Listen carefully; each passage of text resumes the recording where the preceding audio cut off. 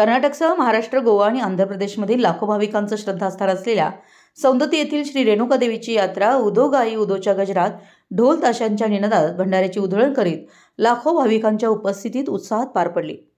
डोंगर पूर्ण भक्तांनी खचाखच भरून गेला होता. मंदिराच्या भक्तनिवासामध्ये व लामाणीच्या झोपडीमध्ये डोंगराच्या खुल्या जागांवरती मांडव घालून यात्रा साजरी केली. जणू डोंगरावरती रंगबेरंगी फुलांप्रमाणे फुलला होता. ही यात्रा व्यवस्थित पार पडण्यासाठी पोलीस बंदोबस्त तैनात करण्यात आला होता. यात्रे ठिकाणी भक्तांना जाण्या येण्यासाठी अडथळा होऊ नये यासाठी शिस्तबद्ध पार्किंग व्यवस्था करण्यात आली होती. यात्रेला येण्यासाठी भाविकांनी एसटी बस, खाजगी वाहनं, ट्रॅक्टर आदी वाहनांच्या ठिकाणी गर्दी केली होती. डोंगरावरील प्रमुख स्थळ जगुळभावी सत्यवा मंदिरात पुण्यस्नान करून लिंब नेसून देवीचे दर्शन घेत होते. तसेच रेणुका मंदिरमध्ये रेणुका देवीचे दर्शनासाठी मोठ्या रांगेत भक्तजन राहून दर्शन घेतलं. याशिवाय एनिकोंडमध्ये तीर्थ घेण्यासाठी परशुराम, जमदग्नी देवांचे दर्शन घेण्यासाठी मंदिरामध्ये गर्दी झाली होती.